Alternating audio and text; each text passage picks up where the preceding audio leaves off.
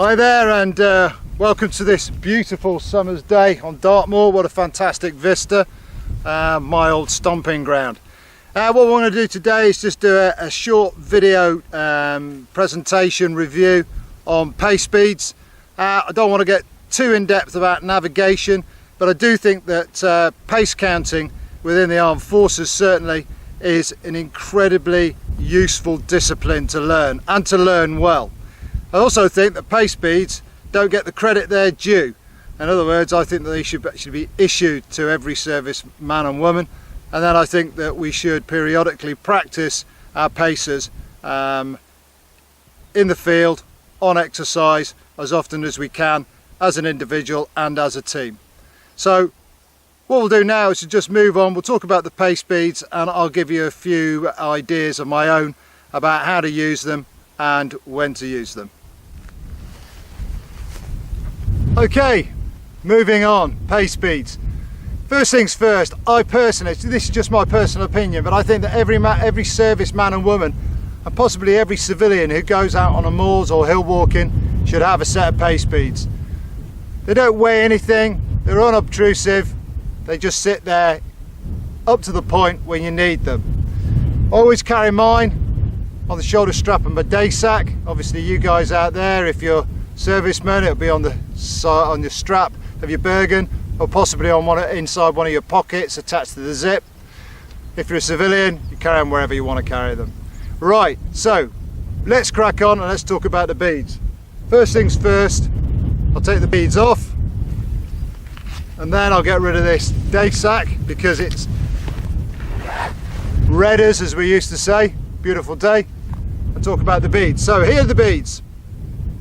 Let's bring you up nice, close up and personal. You will notice that on this side, okay, if I hold them against my white t-shirt, on this side you have 9 beads and a little bit of string hanging out, a bit of paracord hanging out the bottom, and on the top here you have 4 beads. Each one of these individual beads represents 100 meters. So if I pull that down, that is 100 meters. And what we do is we basically go through it. So we count our paces and we do 2, 3, 4, 5, 6, 7, 8, 9. And when we've done 900 meters, funny old thing, we drop that first pace speed, which is in a kilometer pace speed, down. Now, here's the thing.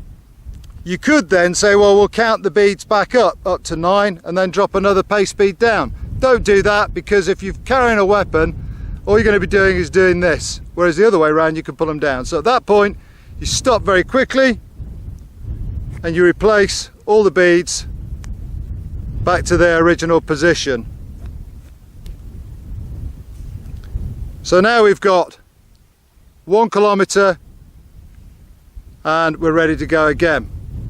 Okay, so we carry that on 1, 2, 3, 4 all the way up to 900 meters, and then we drop down another bead, which is then 2 kilometers.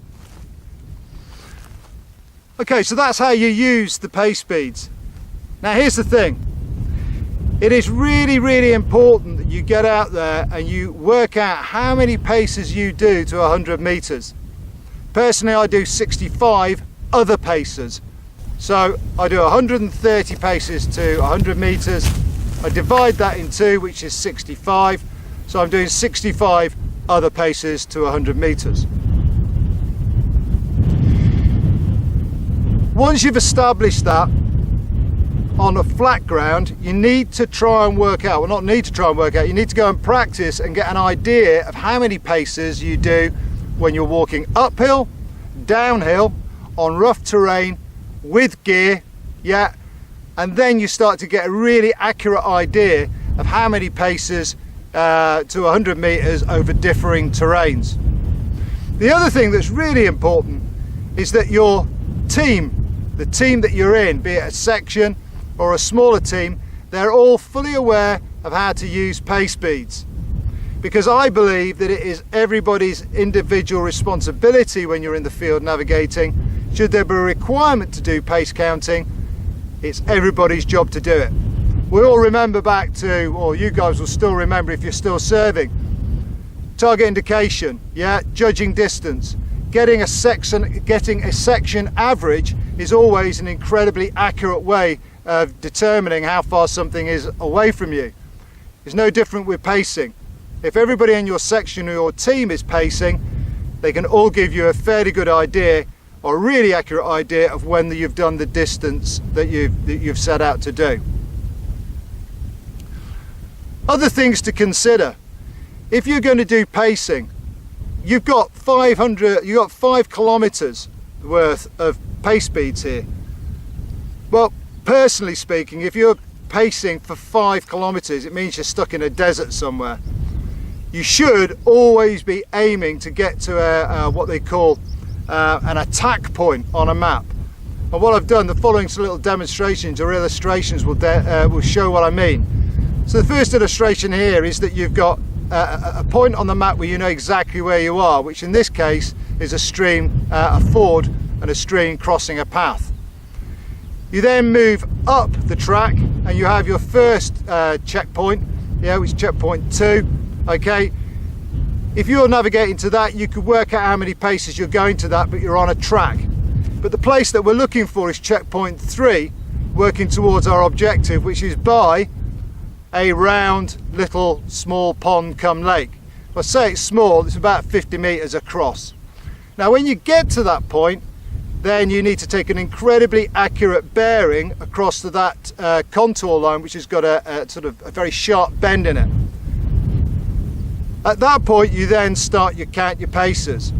Now if you're a section commander, I would suggest that your head is, especially if it's dark, you're navigating, so you've got the compass, and the rest of the guys, the rest of the team behind you, are now check navving for you. In other words, they're all using their paces in order to determine the distance that you're going to go. So there you go. These aren't the be-all and end-all pace speeds. They should be used in conjunction, obviously, with a map, a compass, and even a GPS if you've got one. But I would recommend that anybody who's serving should have a set of pace speeds and learn how to use them. They're an incredibly useful asset. Thanks very much indeed for watching.